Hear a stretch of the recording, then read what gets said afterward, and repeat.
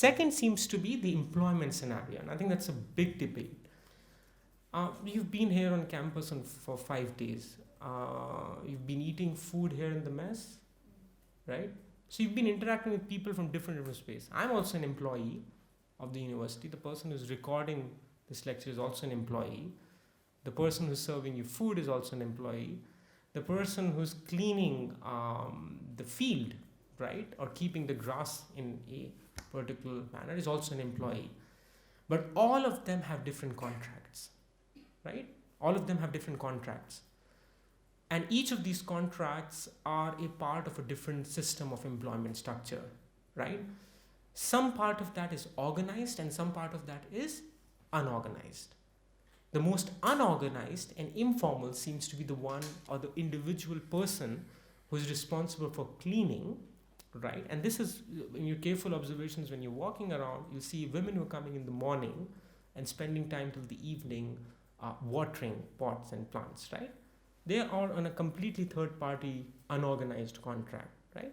The person who's serving you food is on a third-party contract through a company called Sodexo, for example, right? That's mostly semi-formal. It's organized. They know what they're getting paid for, but it can be suspended at any point of time. There's no they're quite vulnerable as well. At the same time, I'm also on a contract, but I seem to be more a part of an organized system, right? So one of the challenges that India's growth narrative has faced over the last few decades is most of the employment that has happened in the unorganized informal sector, right? We'll look at some of the numbers, but you'll see that in the challenges there. And that imposes what kind of problems may come in.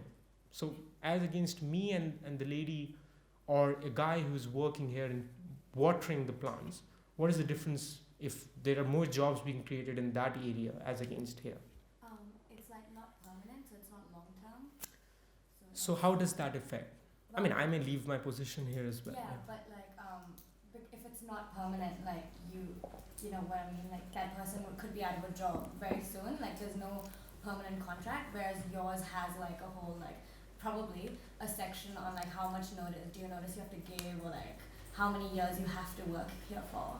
So there's some provisions like I think the point that's related to that is largely social security, right? So I have more of a social security cover as against someone who maybe just said tomorrow you don't need to come here. So right, because yesterday you didn't come and you fired, right? So there's no social security, there's no what we call a severance or unemployment insurance or anything. And that's been one of the major problems that has happened.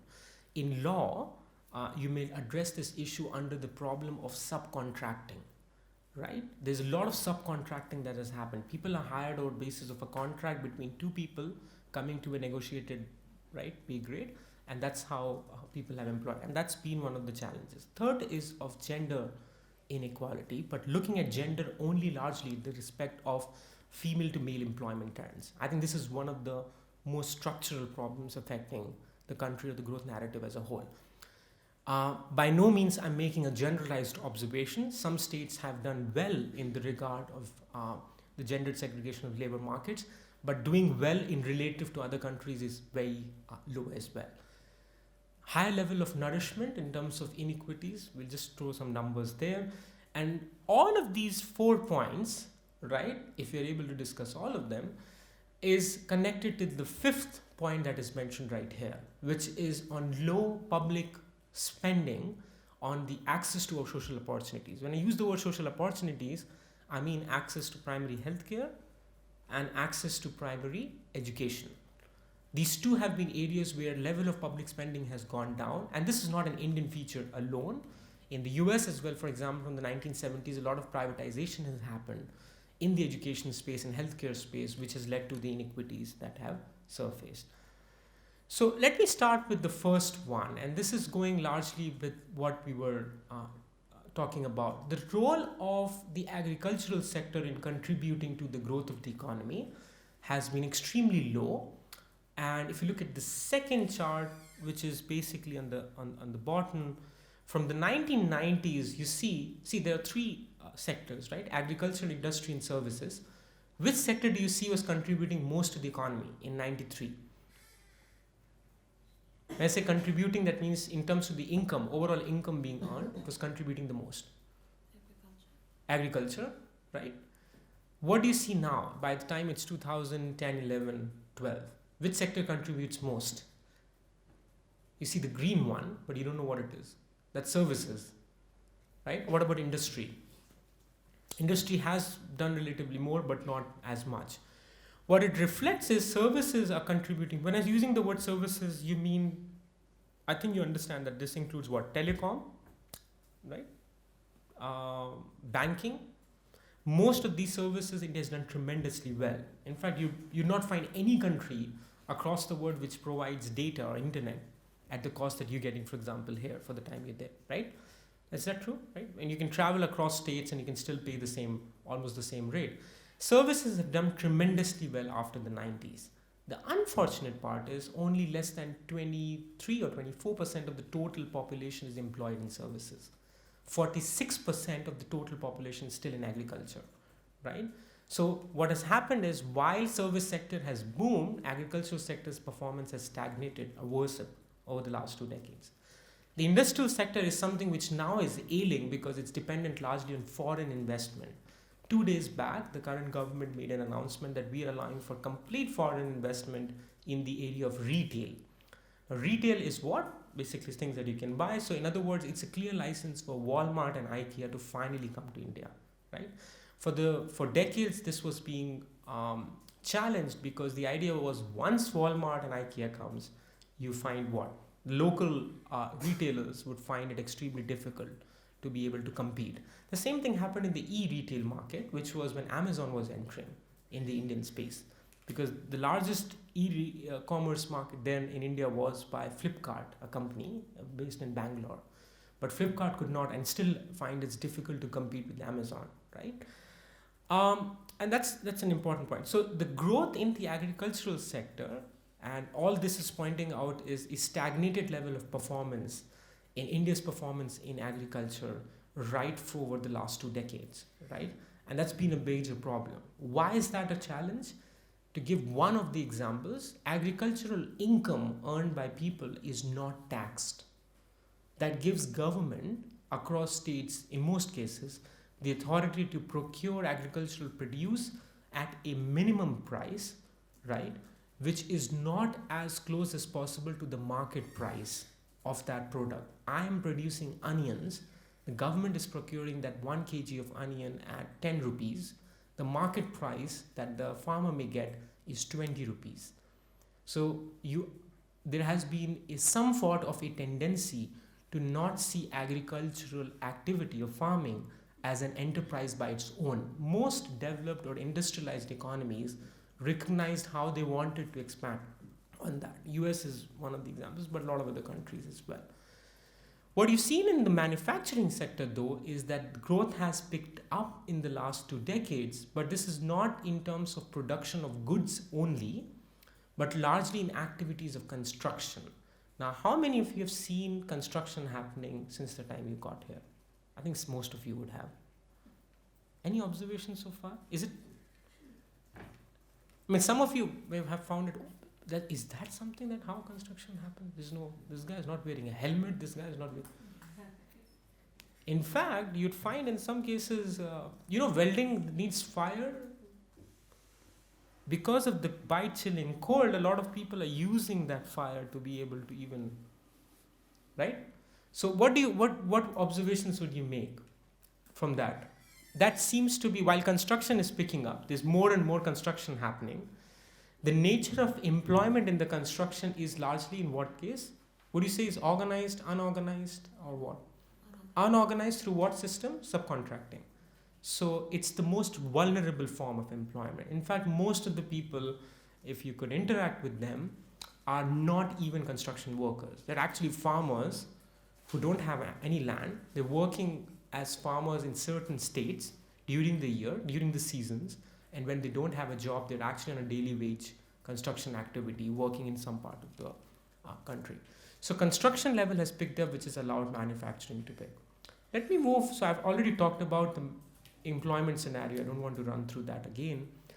But I do want to take some time on looking at the gender inequality part. Have you had any class till now discussing on issues of caste and gender? That's good. So I think one of the things that you would be able to observe, and I'm just throwing numbers here, because you need to understand the scale of the problem of what's happening, right? If you look at the two ratios that we often tend to look at the analysis on assessing the extent of gender inequality. Now, the discourse of gender inequality across countries is of different nature and kind. Some are talking about equal wage, right? Some are talking about equal opportunity, right? And in India's discourse, actually, it seems to be having access to social opportunities in equal capacity being a major challenge, right? So it's as basic as that which has been a problem. But this is not a feature only in the rural areas, right? While 70% of the Indian country or economy may be largely rural or village based, it's just not a village based or a rural based problem. It's also an urban problem. So if we just look at two ratios, one is the labor force participation rate. Labor force participation rate means how many women above, or how many females above the age of 15 are, or between the age of 15 to 45 are entering into the labor force market. That means how many of them are entering into working case. This includes subcontracting, this includes the unorganized sector as well. Even if you include that, you see that in rural areas, and the chart that's representing here is the blue line, right? Is higher for males as against females. In fact, there are less than 30% of the females in the rural sector which are entering into the labor market. That means more than 70% are not, right? The second is, if you look at the urban centers, that number falls even down. It becomes less than 20. So while you see in the rural areas there are more women employed, at least in the unorganized sector, and this is why I'm reflecting, and one thing that explains it, in the rural areas, one of the major occupations that is there is that of farming.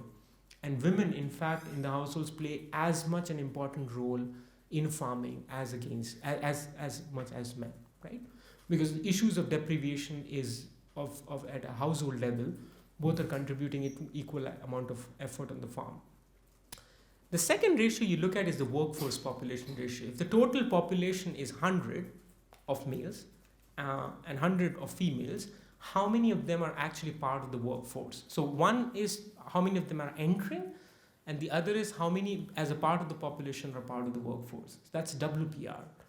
If you look at that in the orange chart, again, you see a similar statistic. In rural, you see more than 70% males are part of the workforce, while females are less than 30%. In case of urban, it's a similar analogy. So what you see is there is a huge amount of disparity in the employment segregation of females as against males, right? That's one problem which is happening or facing the Indian economy across the board. The problem worsens, and this is if you put the female to male labor force participation rate from the 1980s till almost 2014. You see that while globalization or movement towards trade and expansion of growth, all of that has happened in the Indian economy over the last 2-3 decades, female to male labor force participation rate has dropped down. This includes cities like Delhi, Bangalore, Bombay, Chennai, Calcutta, where women after, and looking closely at the numbers, you will see that women after the age of 30 have dropped down or dropped out of the organized labor space. Largely, it has been seen that while marriage could be one of the reasons seen as one of the factors that could explain, there are other factors as well. And that's been a major challenge. So female to male labor force participation rate has been dropping, particularly from 2003 or 4, you see that this is less. So in other words, less than 34 or 35% of the female to male labor force participation. In most countries, I'll show you, in other countries within South Asia, this level is extremely higher. Now, which are the sectors you see the most balanced gender participation in the labor force, right? So it's Which are the two sectors? You see health and education. So if you go in a hospital, you'll go in a medical facility at a primary level or secondary level, you'll see a lot of women and men participation. Same with goes with schools and universities. The problem seems to be sectors where jobs are being created. Health and education have not been the sectors where jobs have been created. So which of the sectors do you think have the jobs been created in? I think I just mentioned it. Sorry? Yeah, you can see that if you see IT, accommodation and restaurant, that's in services. Transport, that's a service. Trade, again, includes largely manufacturing. I said most of the growth has happened in the construction sector, which has also led to expansion in the manufacturing sector. In all these sectors, the participation of women has been the least. We're talking about more than 700 million people. So we're not talking about women as the other here, right? They're more than half of the population. So that participation process has been deeply affected thing. But this is not an Indian story, and I want you to understand that if you look at South Asia as a whole, there are other countries which are suffering the same plight, but also that you can see that other countries are doing far better on gender participation. Which of the countries you feel are doing better as compared to India? Nepal, which has a much lower per capita income as a country, has done much better in terms of participation of female to males. What about Bangladesh? Bangladesh has done significantly well over the last decade or so. There has been a lot of movement in terms of getting women employed in various sectors. Bhutan and Myanmar again. So India's performance is only better to countries of Pakistan and Afghanistan, right? These are the two countries. Now, both these countries have had extreme amount of state and non-state conflict as well. So, right, they cannot be seen as stable countries over a period of time. But in India's context, that has not been a problem at an aggregate level. So, it's baffling on how things explain. Let me use some of these measures as well to give you an idea. But if you talk about maternal mortality rate, you know what is maternal mortality rate? How many? You know what is? So, do you know what is IMR, infant mortality rate? How many kids between the age of, let's say, 1 month to 4 years die? Right? That's IMR. Maternal mortality rates, so how many women at the time when the process, from the time they are pregnant, how many of those women lose their lives, right? Now that could be due to access of nutrition, or could be a lot of other factors. So in India's case, MMR level has been extremely high. Adolescent birth rate has not been an issue in the Indian context, but the last column, which is talking about population with at least some secondary education, seems to be the factor explaining most of this. When I say population with secondary education, which means what? Last 15 years, a lot of effort has been made in India to make women to be a part, especially girls, to be a part of primary schools, right? So primary school enrollment for girls has significantly gone up. But while that has gone up, the number of girls completing their school education and moving to college has been more or less the same. That means while you've got education of primary schooling almost at a cost which is free or funded by the government, there have not been many girls moving up to a secondary education standard, which makes it difficult for them to get a job in the organized sector as well, right? And that's been one of the areas where countries like, which is the red chart that you see, which country is representing that, right? So you see, China is perhaps the only country which has done significantly well. Now, I didn't have the time to show you the numbers before 1970s. Before 1978, India and China were ranked at the most similar points in almost all these indicators. The difference between the Indian approach to growth as against the Chinese approach has been that China has used the benefits of growth to be able to reinvest that in access to social opportunities for its population. When I say access to social opportunities, in case of healthcare and education, both for women and men. And that's allowed for significant improvement in most of these indicators. Okay. Now, one of the points, and this is largely coming from the point, because a lot of people asked this question earlier, was that why there is a very high level of maternal mortality rate. Most women know exactly how much of nutrition is needed for the child, right? Or why are there so many children which are dying with the age of less than 4? And so that's explaining of death of children, right? Or death of women at the time when they get pregnant. But the issue that is beyond that is almost what, 15 to 18% of the population is malnourished. So I don't know if you know about the food security debate across the world. Right now, it's based only on two problems. One is of overnutrition, that is a problem of obesity, and one is of undernutrition, which is, I think India's case is the only case as a narrative where you'll see that both problems persist in grave quantities. In cities, the problem is of exactly obesity and overnutrition. As soon as you get out of cities, and you have to be, I think you're at perfect periphery there. As soon as you get into the city, you get an idea of where abundance and excess comes in, as against looking at the village areas. So almost, I think in numbers, it's more than 400 million kids who are malnourished. And the interesting part was most studies that tried to look at what is the problem. It's not about access to nutrition, which is, it's not as if it's a food problem. You don't have enough food available to be able to give. But this is the issue on what kind of nutrition goes into a child at the time when he or she is less than 4 years old. So that's been a major challenge as well. So one of the statistics that came out was, which was interesting to look upon, that child nutritional levels were directly correlated to women literacy.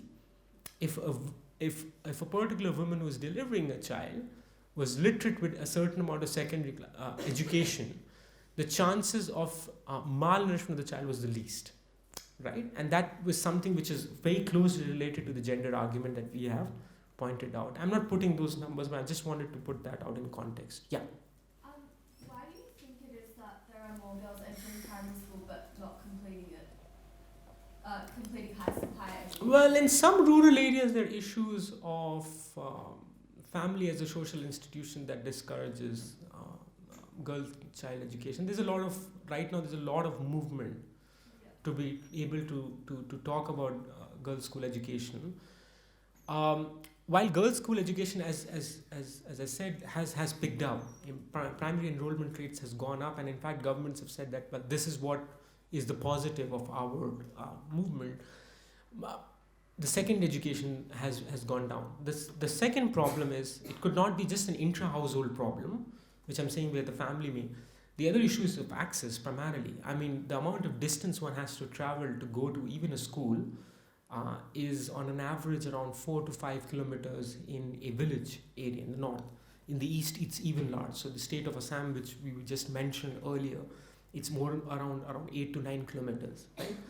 For a university, you have to go to a different city altogether, or a college. And many families or many people are not willing to have women going out to a different city to stay. And that's been a major challenge. There have not been many women colleges. Delhi is one exception, but Delhi as a state is a very unique state. You know, it's a union territory that you would call. Has its own budget, has its own chief minister, right? It's very similar to Washington DC, for example, right? It has its own statehood. But other states don't have that kind of facilities. I think the only state where things have been done relatively in the last 30, 40 years, where the Indian feminism movement emerged. I think Upasana had a session here. Yeah. So that's Savitri Bai Phule, Maharashtra, where Bombay is there. There a lot of women colleges were came. So there the statistic has also improved. Yeah. I thought it was because of the family things, the institute itself. Yeah, it's both. Yeah. And I don't understand why they would be willing to send their kids to primary school but not complete higher education. Yeah, because that's free. If primary school education is free, it's like, okay, what will you do at home? Go and get school education. Almost 60% of the motivation for sending kids to school is not even education. It's midday meals, because they get food there, right? So you have to also look at a lot of those factors there. Again, state to state, but the narrative shifts. Okay, let me lastly point out a couple of points before we wrap this up. This is in respect to access to social opportunities. Now, health expenditure as a percentage of the total level of income spent total level of income spent by the government has been extremely low. So what it means is, if India is earning as a country around $100 trillion, right? Are we all at the same page, or there's something extremely interesting happening? Or you're all here? Okay. It's the times we live in that the mind wanders and the body stays, right? So maybe in a completely different word using. So just give me like 5 minutes and I think we should be done. Looking at the overall income, if $100 trillion is being earned in every year as a part of the total income earned by the government, or total income earned by the overall country as a whole, less than 4 trillion is spent on healthcare. And this is not, only in India. A lot of criticism has surfaced recently in the US as well, that the privatization of healthcare. Do you think privatization of healthcare is a problem? When you say it's a problem, why would you say that? I say it's good. Well, it's good also in a way because maybe someone is putting some effort to create access. So you can't blame that or blame the messenger. But what's the problem? Yeah. No. Affordability? Okay. And also access. So access becomes a problem how? So there are two issues. One is of access and the other of, let's say, feasibility or affordability. Two A's, you can say. Access and affordability. What is the problem then? So like for access, for example, I think those two are like interlinked. For example, if you were a private hospital, you would not go set up your base in like a rural area or like in a like less like an impoverished area. You'd want to set up your shop in like a big city where people can afford your like expensive procedures and things like that. But like I think if you don't privatize healthcare, then it's like the government's imperative to have like an equal distribution of like healthcare facilities. Okay, what's the issue with affordability? Inherently, business is for profit. Yeah, exactly. So you would expect that so what would be the pattern that you expect in Delhi to happen? What do you find in healthcare investment in Delhi? Whose role would you find it to be more? The private or the public? This something I'm just saying, based on the point that you both said, which is absolutely right?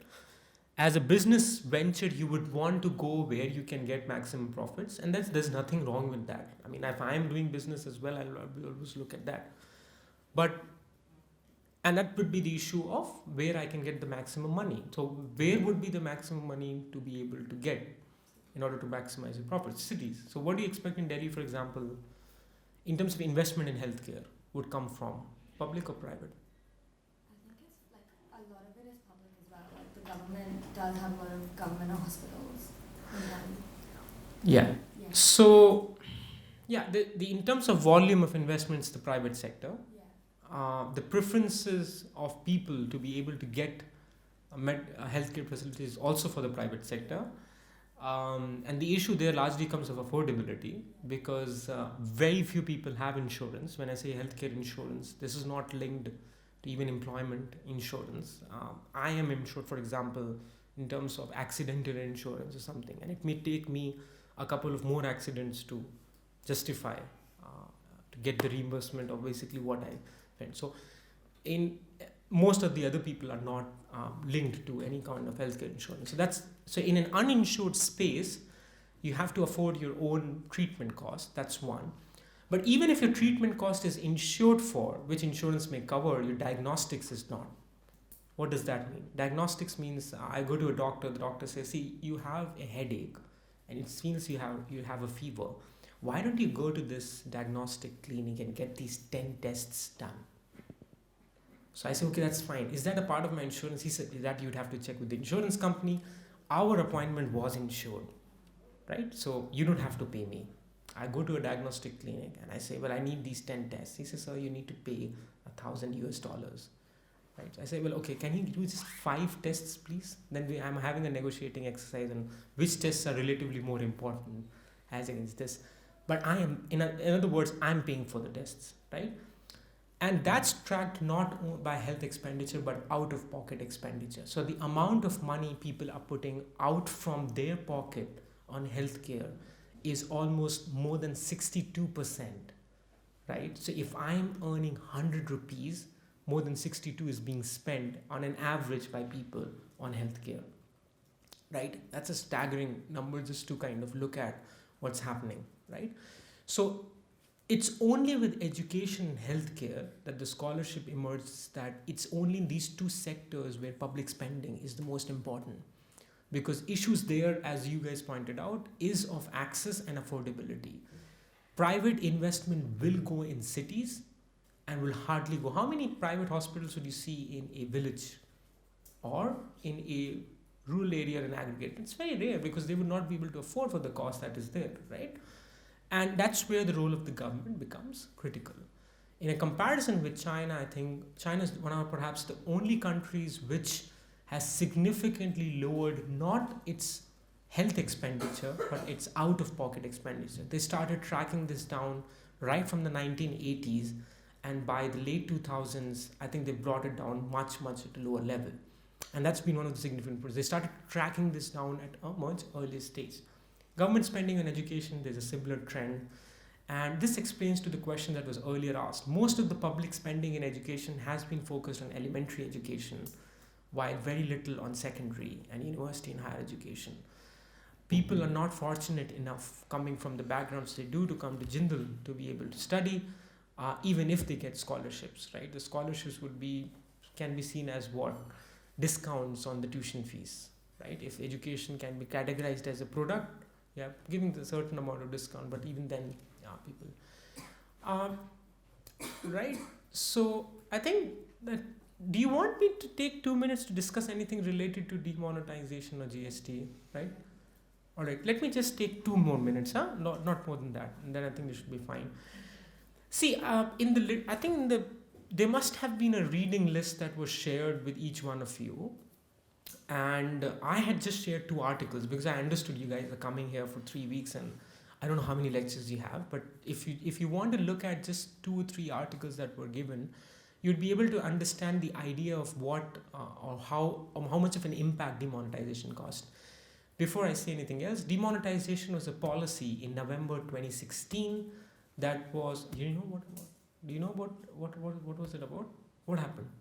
A huge black market economy of currency, so they got rid of the 501,000 rupee notes and made them invalid like within a couple of hours. Yeah, so basically Prime Minister makes an announcement that from tomorrow 500 and 1,000 rupee notes hold no legal tender, so you can burn them, you can use them for bonfire, you can do anything. So people go apeshit. They say, well, let's go to the banks, and the timeline that was given was around 6 weeks to be able to return the old notes in limited quantities. So banks had the responsibility of doing twofold: give denominations apart from 500 and 1,000 to people because they needed their money, and at the same time also accept the old deposits. So banks were working almost 24 hours, and most of the banks in India or banking in India is public sector banking, right? Which was nationalized in the late 1960s. So banks had no clue because this was a complete ad hoc announcement made. The idea was that we'll see this as a strike on the amount of cash people use, because somehow the presumption was that you go to my house and I have 3 bags of cash money with me that I've hoarded, right?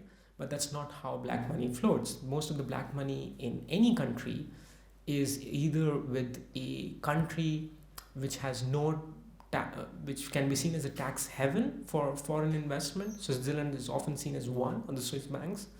So Credit Suisse, for example, will be seen as. So you'll see most of these institutions accepting money in the form of foreign capital. You'd either move money or be seen as money laundering, but largely within the country, the way in which black money or money that is not is accounted for is spent is in the real estate sector, right?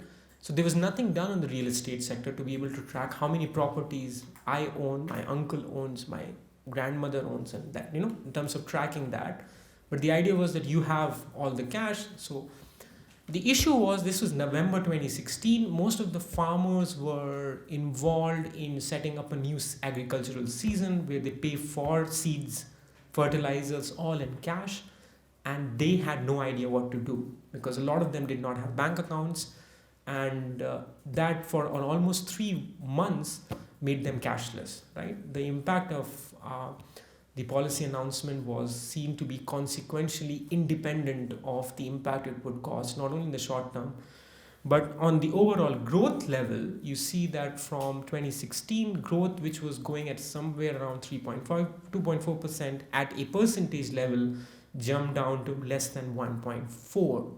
What it represents is there was a huge impact on the growth capacities. Now the problem is, and there's an issue of measurement here, the impact that was felt by the announcement was seen in the informal sector, which is the sector which is where money is being earned but not accounted for. So money that is not being accounted for, how do you see it is being lost? So most of us, when we're trying to assess it, we have to depend on qualitative instruments, to use interview style methods to understand that. Quantitatively, we can't assess it, right? Because it's anyway outside the system. Now, what does that mean? You go to, if some of you drink, and I think you should avoid using the local shop that's there. It's a couple of kilometers there. So most of the payments you will make in the market there or the shops there will not be invoiced for. I think you know that, for example. You pay 1,000 rupee note, you just get what you need and you're happy. So now what's happened with that 1,000, or let's say now you don't have 1,000 note, but 2,000 rupee note, right? You don't have an invoice. That means that basically that money has gone to the person's pocket and is unaccounted for. That was seen as black money. But see, black money, it's not as if he has spent that 2,000, and he's kept that 2,000 and he's gone back to his safe house and put it in his piggy bank. He's used that 2,000 to buy vegetables for his family and it's gone. So the velocity, what we call, or the circulation of money is within the economy. The entire supply chain of money got disrupted overnight. So this was a huge, colossal, I would say, impact on. Why was there such a short amount of time between the announcement and the effect? As in, why did it take such little time for it to go into effect? Why didn't they take longer to prepare? That's one of the criticism that has been. So I think the title that I had put for this particular slide is that you have in policy making a consequentially sensitive approach, and there's one which is consequentially independent. Sensitive means that I need to be prepared of what I'm doing.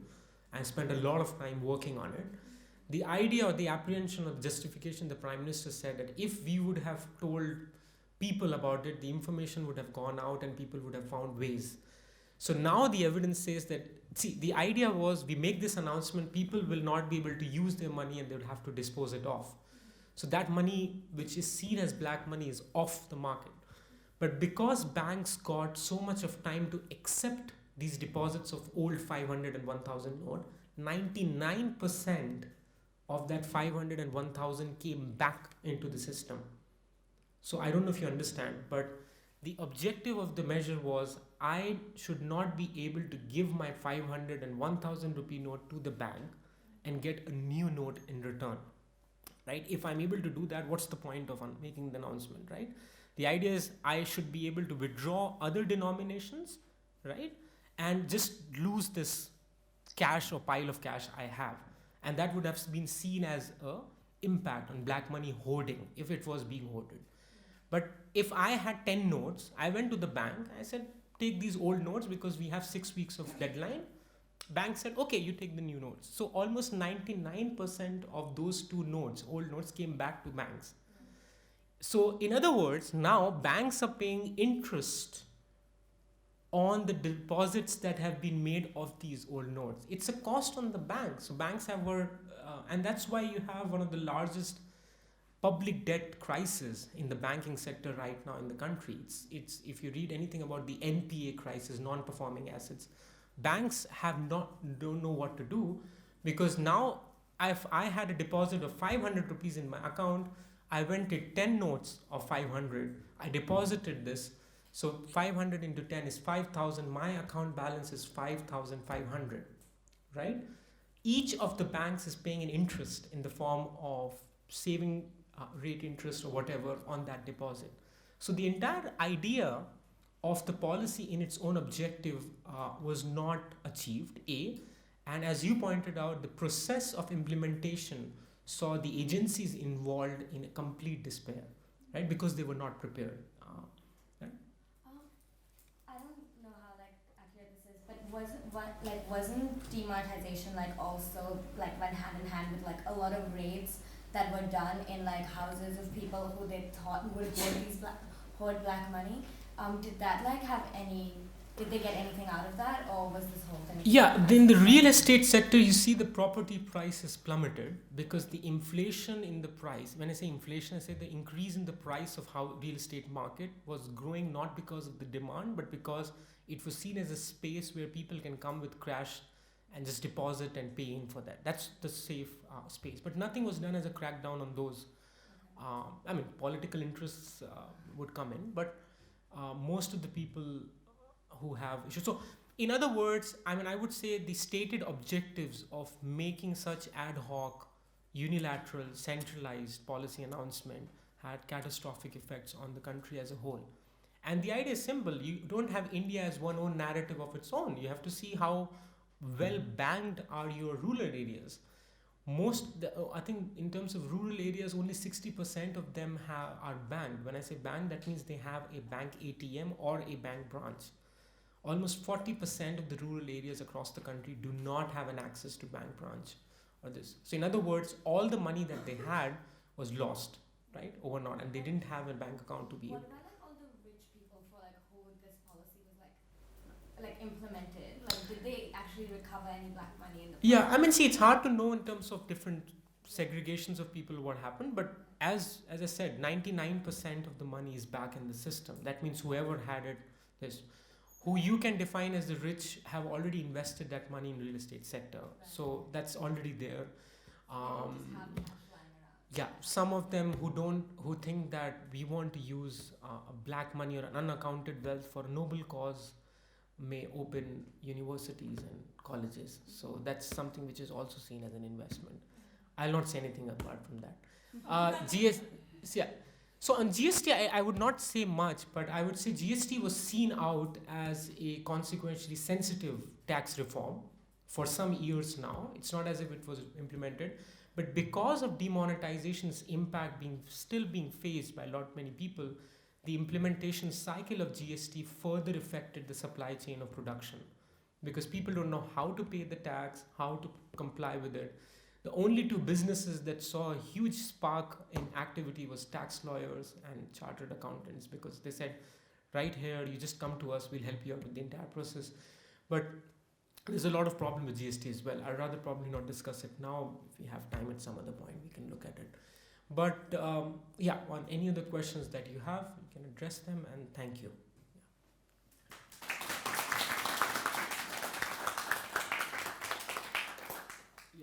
I think you would have a lecture now scheduled, right? Which is at 11? Yeah. 20 minutes. 2 minutes, just if you have any specific questions that you had wanted to ask about from whatever observations you've made traveling from here to Delhi, within Delhi, shopping advice, anything. Sorry, I guess a number of, from hearing an economist just a few days ago who worked within the government, and just from a few articles as well from economists, they mentioned that the demonetization process, it doesn't work now, as in you've seen that the GDP has lowered this quarter, but they said that there will be long-term benefits, and I was wondering in your opinion. No, it was a similar question asked with the other delegation from students from Murdoch and Monash were there, and I was informed that there was someone who interacted with both the groups, who was a representative of the agency implementing the exercise. When I say agency, that means it's the part of the bureaucratic system, which is the Indian Administrative Services. Well, you have to understand that they were put in charge of implementing the process. So it's not safe for anyone to make a comment and saying that it's not being successful. See, it's like the Keynes example. Long run, you don't know you're alive or not. When you say long run, you don't even know what timeline you're talking about, right? But I, in my own personal, if you're asking my personal opinion, done a lot of field research since the time it was. I mean, in fact, our project that I presented there as well was scheduled to be market studies in Delhi. All these markets are cash run. They lost livelihood for an entire month and a half. So we were supposed to do interviews in January. This was announced in November. We had to postpone them in February, but we got a very good idea of what impact it had caused.